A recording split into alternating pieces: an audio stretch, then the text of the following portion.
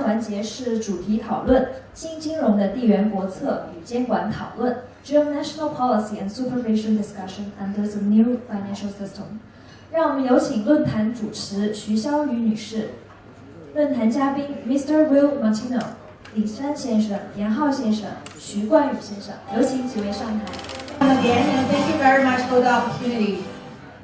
And the panel now is actually global strategy and regulation, and then we are very happy to actually having two panelists here, and we're gonna be quick because we are already like 1 hour behind. So it's very interesting. Like everybody is in Hong Kong now, and thank you, friend, joining us. And so you a lot of projects actually having their foundation in like Zug in Switzerland and Singapore, and then having like Definity, they're having like research center at Germany and also Palo Alto, and then we're all here in Hong Kong. And what's going on? I mean, is this the nature of token economy? And is this the nature of blockchain globalization? Do you actually have a global strategy, Mr.? Oh, okay. I'm just a student. I'm just a student to blockchain or cryptocurrency space. I'm a very traditional financial professional, but I'm just amazed by the development of blockchain, include Bitcoin, cryptocurrencies. So I actually started my career as an economist at Goldman Sachs over 20 years ago. So I'm always curious what's going on in this new financial world. So I still think about it. So I found actually, there must be a reason behind this new like a revolution in finance. So I found that not only the technology itself, blockchain, has lots of special features, very attractive, can be applied to so-called real economy, and even for the cryptocurrency itself, that challenges the fundamental principle of traditional central bank, even the sovereignty of a modern nation state. What's the reason behind that? So there people think about that philosophically. It looks like a communist revolution, centuries ago, right? So we kind of ignore it. But many people also worry about that. In particular, in China, actually, we all know the central bank and the relevant ministry had not only forbidden ICO or digital currency trading, etc.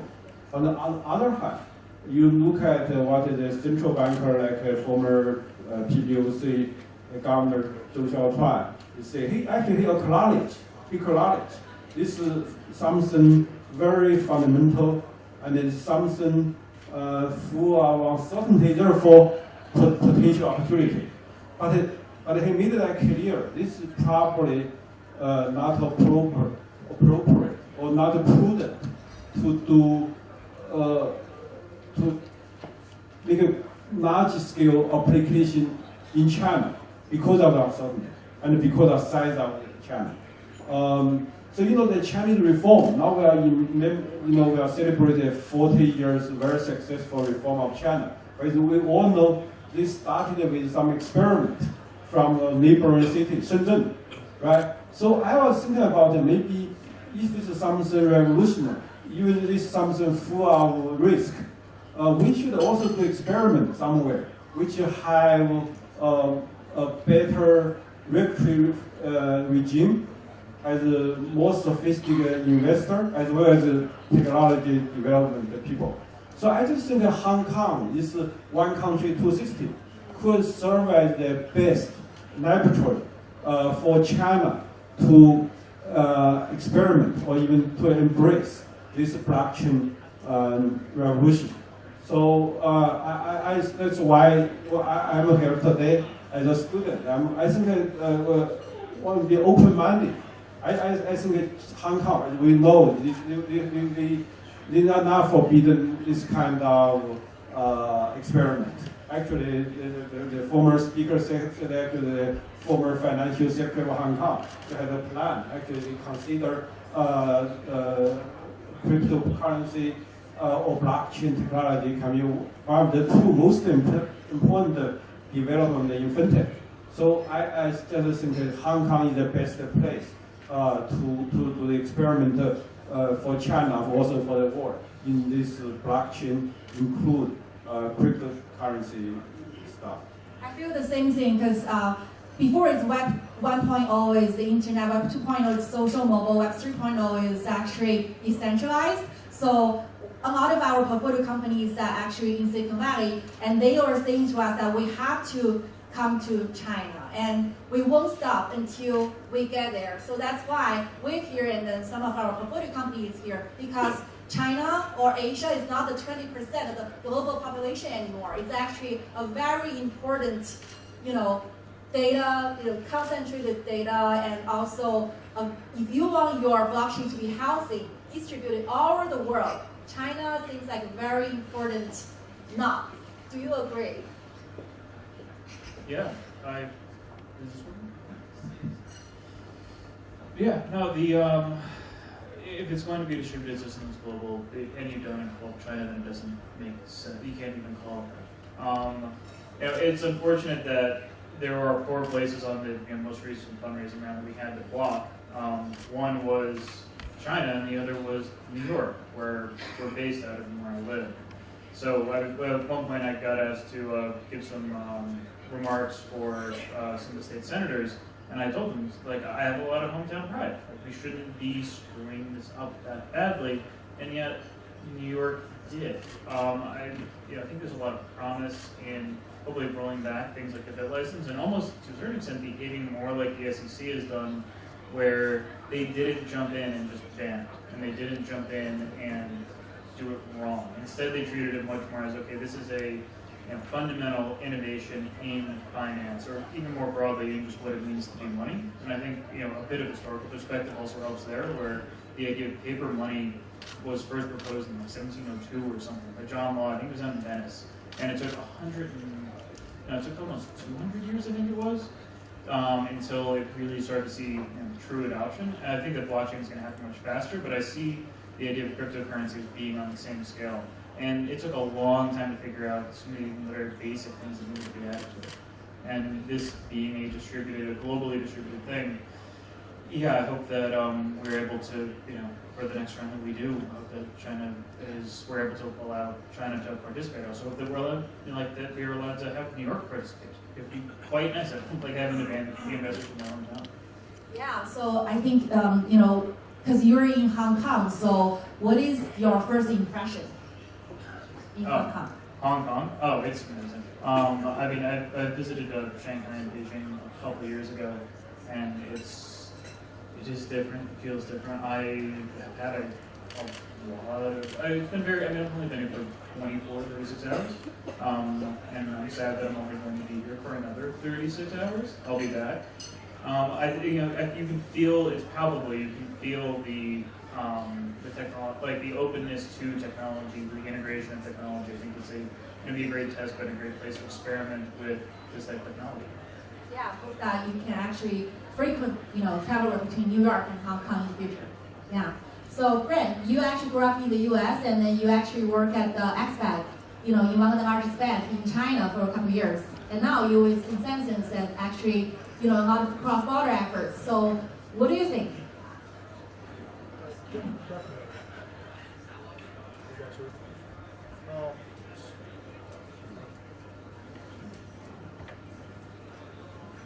So, as a quick background, I did work at one of the largest, or in fact the largest bank in the world, in the Industrial Commercial Bank of China, and spent quite a bit in the securitization field. I cut my teeth in the mortgage space, basically creating quantitative analytic models and MBS products, and facilitating some of the original trades between U.S. and China back post-08, after the mortgage crisis.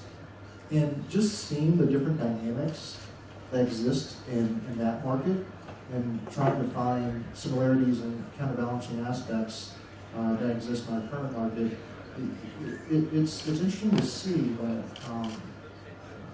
that the way that things evolve is highly dependent upon the region that you work in. So back to the idea of globalization, we're a decentralized company, 700 people distributed around 30 different countries, and what we've noticed is that a lot of the use cases that evolve from different regions is highly cultural dependent, as in you adapt the technology to the different business processes that exist within the culture of where you're working in. And we're highly focused on Ethereum. We do think that it's going to be a very powerful substrate for the next social, economic, and political system that can be facilitated within a digitized medium. And we think that the way that it can be utilized in different countries like China, the US, and Europe, the Middle East, and India, they all vary. Though eventually what we're going to see is, even though the business cases start off different, we're going to see a coalescence of technologies where eventually you have interoperable systems, which we do see something somewhat analogous to the World Wide Web, perhaps with other blockchains that facilitates new levels of economic activity that have not yet been imagined in our world. Yeah, so you guys has been, very early pioneer in, building the ecosystem. You're internet company. You're also an investor. As an investor ourselves, and we have to self-regulate, right? Because since 2013, we have been investing in blockchain, and the SEC regulation wasn't there. So a lot of the high-profile token, projects, they actually working with us or working with institutional investors, trying to build this ecosystem fund. And all this effort is for protect token holder, which is the investor. So, so what do you think that what are the efforts that Consensus has been making to protect token holders? Absolutely. So we formed the Brooklyn Project around, I believe it was November of last year, essentially building the right interface and dynamics with the regulators like the FTC and the CFTC, and basically understanding the token dynamics that exist in the space. In the initiation of that project, we pledged not to facilitate a token launch until developing better insight and guidance around the ecosystem. And when you view it, it's all about investor protection. You look at it from the Jobs Act, it was first enacted in 2012, and you view it from the regulation environment for securities. And these dynamics have existed since 1933, after the original Securities Acts. And I think that one key aspect of investor protection is, of course, information, transparency, and ensuring that there are different layers of protection and access to facilitate a viable ecosystem. Because at the end of the day, we want to see an ecosystem that works well and is able to facilitate the economic activity that we're hoping to extend with this technology. Wonderful. So Will, so you actually work at SEC before, and also you're actually about to launch your own public chain. So it's a rare opportunity for us to hear from people that actually being on two sides of the table. And then, what do you think the best way to protect token holders? To protect token holders, Are there any ideas? I mean, from the regulatory point of view, at least I can't comment on the global regulatory system. I'm not familiar enough with it. The U.S. one was built around the problems they saw during the Depression, and those rules still apply. As much as annoying as accredited investor status may be for some people, there's a reason it's there, and I think that it is actually a moral thing. Unsurprisingly, as someone who used to work at the SEC, I see the morality of regulation. But for token holders, it's actually a safe thing to use. So for example, what's one of the best ways that you can protect token holders? Well, how many multi-party, multi-sig contracts were using the parity multi-sig, and then all of a sudden that contract goes away, and now there's $200 million that's just lost? I think of the actual technical. The two issues with the cryptocurrency. One is I've already mentioned about the challenge to the sovereignty. So we need to find a way to work with the central banks. If not cooperate, at least we cooperate. And as one speaker was talking about, how to have a linkage to fiat currency, right? Another issue is just talk about the protect the security, talk about the token holders. I think that both sides. One is our governance issue, right? How to establish protection governance in a purely democratic system. That's a kind of dilemma. Secondly, I think is technology. So actually, I myself, even though I'm a new student, I used to be a founder of one of the leading internet company in China. So I'm always have an interest in technology with my Tsinghua MIT background. So now I'm thinking about it to develop kind of dual OS phone, which basically one OS allow you to use as a convenient, phone, right? On the other hand, another OS is specifically dedicated to this wallet for token. So separate this blockchain function, not only wallet, also payment function from the traditional use. So I'm thinking about this technology, and I'm going to try to start hopefully one day I can put that into market. Yeah, totally agree. So I think innovation shouldn't be stopped by regulation. And then at Stanford, so we based at Palo Alto, and then the SEC commissioner, they are very diligent, actually learning about the new technology. So what is your advice giving to the audience who are interested in joining, projects like blockchain? How to describe it? And how can you actually give advice to people that actually wanted to issue potentially tokens? As an investment banker, actually, I think we need to establish, create an entire ecosystem for this new world, right? First, I want to talk about reputation, right? So I think Hong Kong is a good place to do experiment, and we need to have self-discipline. You mentioned into your company, but we also need good intermediaries. We need like Goldman, Morgan Stanley in this world, right? So we need to create, and also the auditor, etc., right? So and even rating agency, I don't know. I think we now is kind of chaos. We were just at the beginning. That's natural, right? Just like when I started the internet company like 20 years ago, 99% of companies disappeared. Some company into the man still, very credible multi-billion market cap company, right? I believe the same thing will happen here. So we, from the blockchain technology company, or sometimes not a company, the token issuer to regulator, and included the intermediary companies, service providers. We should work together to create this new world. Well, any advice for investors and token issuers? For the token issuers, take the legal side very, very seriously. I spend probably the majority of my time creating as a spot on the legal aspects of this. For investors, if there's sort of two classifications of the projects that I've always seen. There's one that is sort of a novel business use case that's closer to, let's say, a Kickstarter, except that it's for some digital service.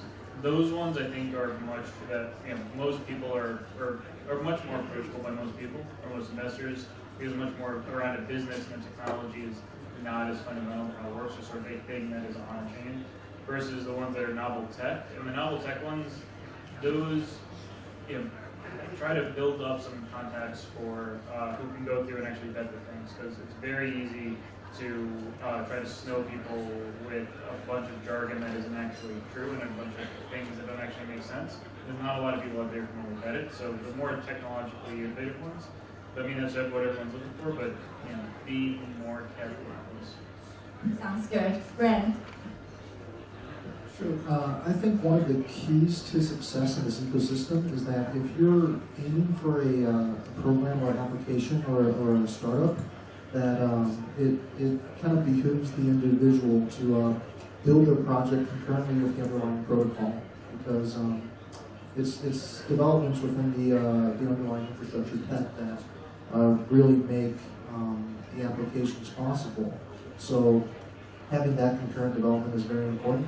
I also think that the current existing ICO or token launch frameworks that exist today are somewhat flawed in nature and can benefit from different reconfigurations of the model, possibly looking at continuous token issuance models or different ways of allocating tokens in undiscovered fashion. So we're definitely doing research around that area as well, and we hope to see more models emerge, more ways of allocating tokens or related digital assets to different counterparties in a more say decentralized fashion. So I think there's still a lot of innovation to come, and I don't think the existing token ecosystem is indicative of what is it going to eventually look like.